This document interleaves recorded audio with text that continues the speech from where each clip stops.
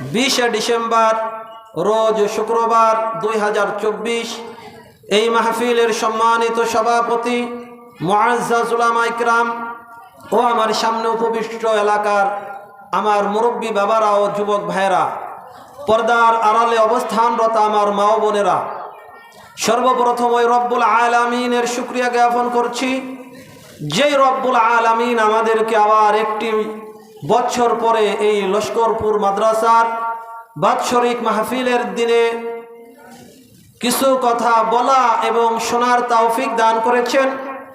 সেজন্য সকলেই অন্তর থেকে শুকরিয়া আদায় করে বলি আলহামদুলিল্লাহ। আর একটু জোরে বলেন না আলহামদুলিল্লাহ। আর যারা বাজারে আছেন একটু দয়া করে এই জান্নাতের বাগানে চলে আসেন।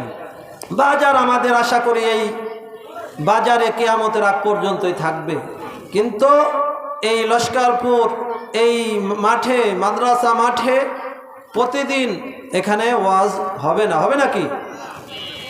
সেজন্য আমি অনুরোধ করব, আমি তো আপনাদেরই গ্রামের সন্তান, আপনাদের থেকে দোয়া নেওয়ার জন্য হুজুরদের নির্দেশে বসেছি। উলামা ইকরাম গুরুত্বপূর্ণ আলোচনা করবেন। আমার জানা মতে আজকের মাহফিলের অনেক মেহমান দাওয়াতি উলামা ইকরাম চলে আসছেন। তা আমি আল্লাহ পাকের তৌফিকে কালামে পাক থেকে একটি আয়াতের টুকরা তেলাওয়াত করেছি। হাদিস শরীফ, তিরমিজি শরীফ থেকে একটি হাদিসের টুকরা তেলাওয়াত করেছি। দোয়া চাই আমি সহ এখানে যত উলামা ইকরাম আলোচনা করবেন, আল্লাহ পাক যেন সকলকেই ওই রূপ কথা বলার তৌফিক দান করেন, যেই রূপ কথার দ্বারা বক্তা, শ্রোতা, এলাকাবাসী, আনেওয়ালা উম্মত সকলে হেদায়েত প্রাপ্ত হতে পারে, বলেন আমিন। আমরা সকলেই আল্লাহ পাকের নির্দেশে এই দুনিয়ায় আসছি, আবার একদিন এই দুনিয়া থেকে বিদায় নিয়ে চলে যাব। সেই দিনটা আমাদের কারো জানা নাই, আছে না কারো? আপনি আগামী দিন ফজরের নামাজ পড়তে পারবেন কিনা জানা আছে?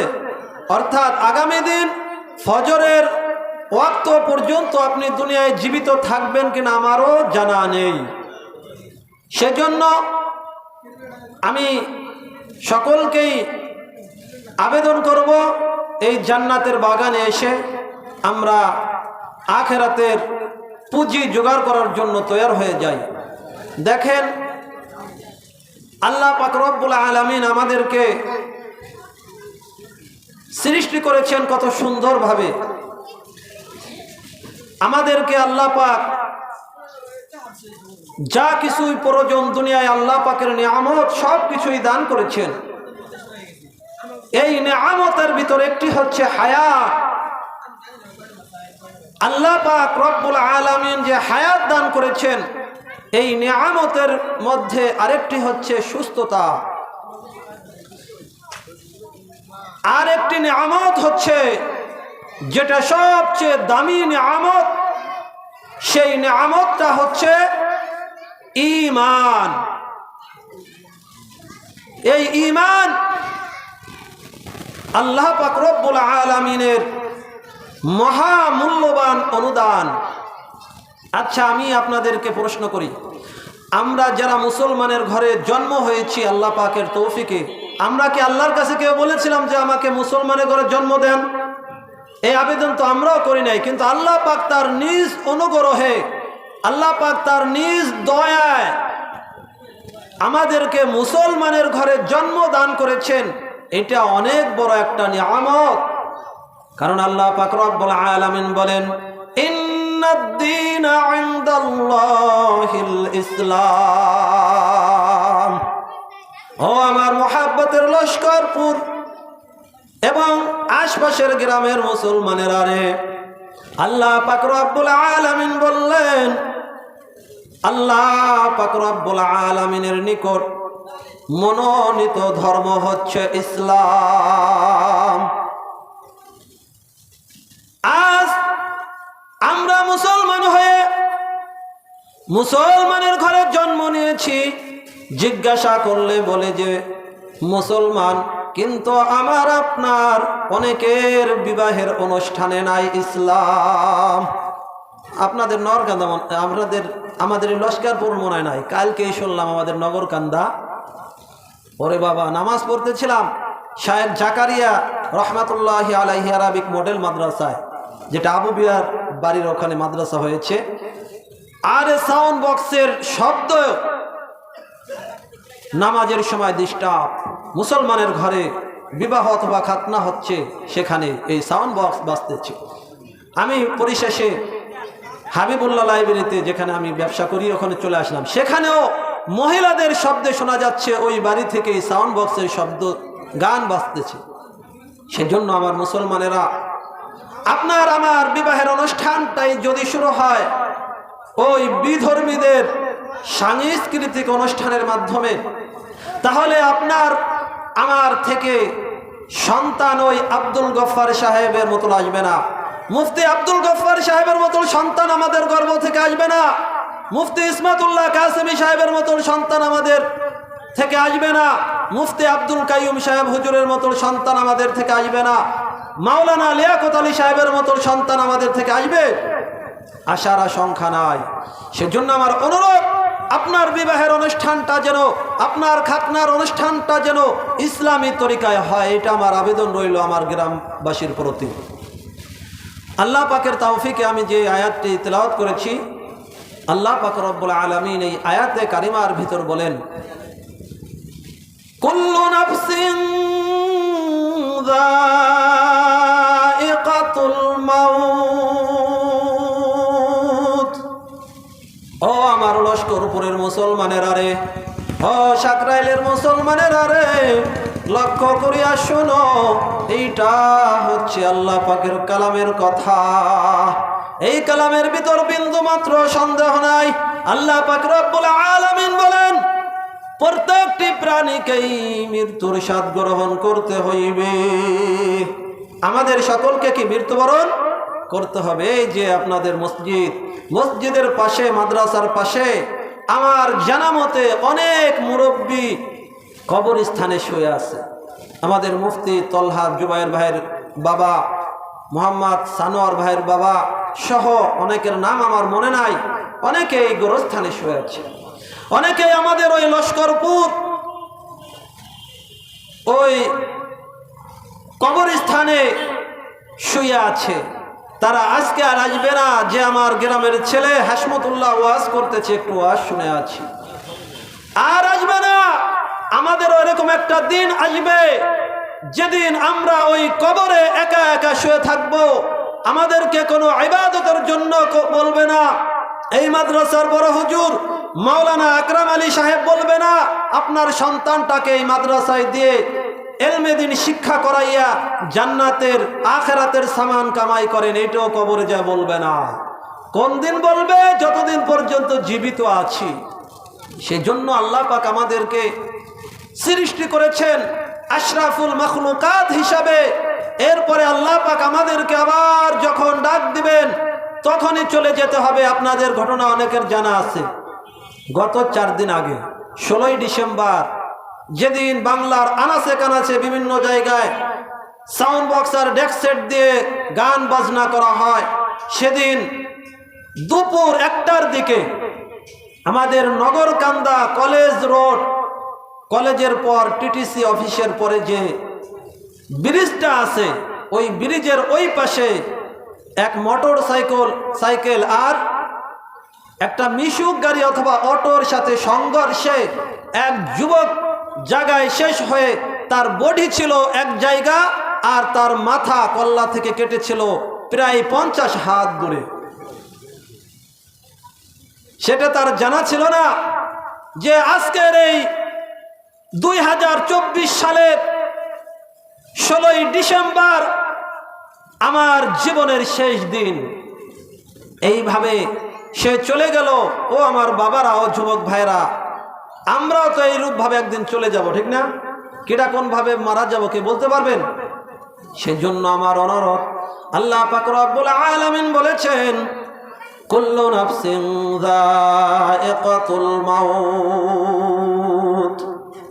অর্থাৎ প্রত্যেকটি প্রাণীকেই মৃত্যুর স্বাদ গ্রহণ করতে হইবে এবং পরিশেষে আল্লাহ পাক রব্বুল আলামিনের নিকট প্রত্যাবর্তন করতে হইবে। আমরা আল্লাহ পাক রব্বুল আলামিনের নিকট প্রত্যাবর্তন করব। আমাদেরকে কতটুকু কি সামান জোগাড় করেছেন রে মুসলমান আমার জানা নাই। সেই জন্য এখন থেকেই তওবা করিয়া ওই জান্নাতের জন্য, ওই কবরের জন্য সামান জোগাড় করতে হইবে। ওরে মৃত্যু এমন একটা জিনিস, প্রত্যেক মুসলমান এমনকি সকল জাতি যত প্রাণী আছে সকলকেই মৃত্যুর স্বাদ গ্রহণ করতে হইবে। আর ওই কবরে মৃত্যুর পরে আল্লাহ পাক রব্বুল আলামিন বলেন সুম্মা ইলাইনা তুরজাউন। আল্লাহ পাক রব্বুল আলামিন বলেন তোমরা তো মৃত্যু বরণ করবা, মৃত্যুর পরে কোথায় যাইবা? আল্লাহ পাক রব্বুল আলামিন বলেন আমি রব্বুল আলামিনের নিকটে প্রত্যাবর্তন করতে হইবে। ও মুসলমানেরা, আমার প্রশ্ন রইল আপনাদের নিকটে, দুনিয়ার কোনো মানুষ যদি সফরে যায়, তবলিগে যায়, ইস্তেমায় যায়, হজ করতে যায়, তখন ওই সফরের জন্য কিছু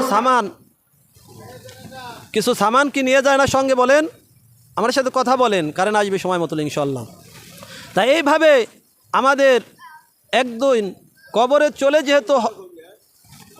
যেহেতু হইবে, যাইতেছে মাইকেলারা কাজ করতেছে, সমস্যা নেই, আপনারা শোনেন কথা। তাই কবরে যেহেতু একদিন চলে যাইতে হবে, আমরা দুনিয়ার এক স্থান থেকে আর এক স্থানে যাওয়ার জন্য আমাদের প্রয়োজনীয় জিনিস সঙ্গে নিয়ে যাই। আর আমরা যে দুনিয়া থেকে আখিরাতে যাব, পরকালে যাব, আমাদের ওই কবরে যে কমসে কম হাজার হাজার বছর ঘুমিয়ে থাকতে হবে, ওই কবরের সামান কি নিয়ে যাওয়া দরকার এই দুনিয়া থেকে না? বলেন, দুনিয়া থেকে কখন? মৃত্যু আসার আগে নাকি মৃত্যু আসার পরে? আল্লাহ পাক রব্বুল আলামিনের হাবিব বলেছেন ইযা মাতাল ইনসানু ইনকাতা আনহু আমালুহু ইল্লা মিন সালাসাতি আশিয়াইন মিন সাদাকাতিন জারিয়াতিন আও ইলমিন ইউনতাফাউ বিহি আও ওয়ালাদিন সালিহিন ইয়াদউ লাহু। সকলে শুনেন, আল্লাহ পাক রব্বুল আলামিনের হাবিব বলেন যে মানুষ যখন মারা যায় তার সমস্ত আমলনামা বন্ধ হয়ে যায়, কিন্তু তিনটি আমলনামা কি হয় না? বন্ধ হয় না। বলবো না, একটু আমল করার চেষ্টা করবেন, বলবো তো। তার ভিতর একটি হচ্ছে ইযা মাতাল ইনসানু ইনকাতা আনহু আমালুহু ইল্লা মিন সালাসাতি আশিয়াইন মিন সাদাকাতিন জারিয়াতিন। প্রথমটি হচ্ছে সদকায়ে জারিয়া। এই সদকায়ে জারিয়ার সংখ্যা রয়েছে অনেক অনেক অনেক। মানব কল্যাণে বিভিন্ন কাজ করা, তার ভিতর একটা মসজিদ করা, এই দেখতেছেন মসজিদ, তার ভিতর মাদ্রাসা করা, এরকমভাবে মানুষের উপকারার্থে কাজগুলো করা, রাস্তাঘাট করে দেওয়া, এইগুলো কি সদকায়ে জারিয়া। 2 নাম্বার হচ্ছে আও ইলমিন ইউনতাফাউ বিহি, অর্থাৎ এমন ইলম যেই ইলমের দ্বারা উপকৃত হয়, যে ইলমের দ্বারা কি হয়? উপকৃত হয়। এই যে আজকে আপনাদের এই মাদ্রাসার বড় হুজুর সহ অন্যান্য হুজুরেরা এলমেদিন শিক্ষা করেছে, আপনাদের সন্তানদেরকে, এলাকাবাসী ছেলেদেরকে শিক্ষা দিতেছে, এটা হচ্ছে উপকারী ইলম। 3 নাম্বার হচ্ছে আও ওয়ালাদিন সালিহিন ইয়াদউ লাহু, এমন সন্তান দুনিয়ায় রেখে যাওয়া যেই সন্তান দিনদার, অর্থাৎ মৃত্যুর পরে মা বাবার জন্য দোয়া করবে, রব্বির রহমহুমা কামা রব্বায়ানি সগীরা, অর্থাৎ হে আল্লাহ আমাদের মা বাবার প্রতি ওই রূপ রহম করেন যেই রূপ রহম আমাদেরকে ছোটবেলায় তারা করেছে। সেজন্য আমাদের মনে রাখতে হবে এই 3টি বিষয়ে, যে মৃত্যুর পরে আমাদের সমস্ত আমলনামা বন্ধ হয়ে যায়, কিন্তু তিনটি আমলনামা বাকি থাকে। এক নাম্বার হচ্ছে মিন সাদাকাতিন জারিয়াতিন, সদকায়ে জারিয়া, অর্থাৎ মসজিদ করা, মাদ্রাসা করা। ও আমার মুহাব্বতের লস্করপুরবাসী, তোমরা মাদ্রাসা করেছো, সন্তানদেরকে দিতেছো, সহযোগিতা করতেছো, এটা হচ্ছে তোমাদের সদকায়ে জারিয়া, মৃত্যুর পরেও এটা কাজে লাগবে। এই মাদ্রাসা সহ মসজিদ নির্মাণ করেছেন, এই মসজিদ ও সদকায়ে জারিয়া। আমার আফসোস লাগে, প্রতিদিন 5 ওয়াক্ত মসজিদ থেকে ডাক আসে হাইয়া আলাস সালাহ, অর্থাৎ তোমরা আসো নামাজের দিকে। আমরা এই ডাকে সাড়া দেই না। ও মুসলমানেরা, গান বাজনা থেকে ডাক আসলে সেখানে মহিলা পুরুষ একসাথে যায়। 2 নম্বর সদকায়ে জারিয়ার কাজ হচ্ছে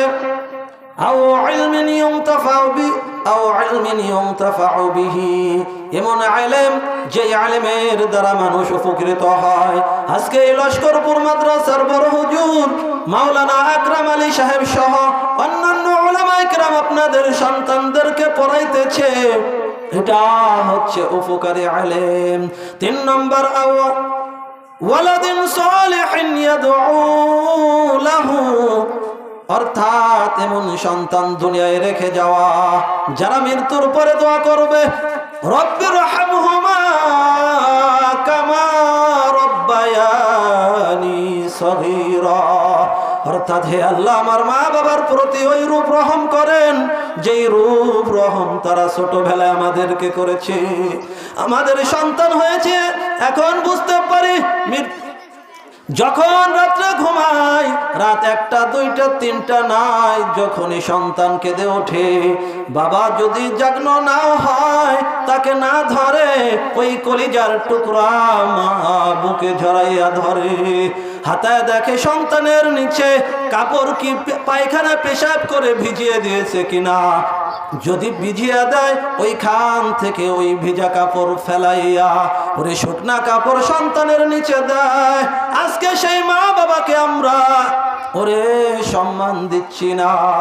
আল্লাহ পাক রব্বুল আলামিন বলেন, ওয়াকাদা রাব্বুকা আল্লা তা'বুদু ইল্লা ইয়্যাহ ওয়া বিল ওয়ালিদাইনি ইহসানা।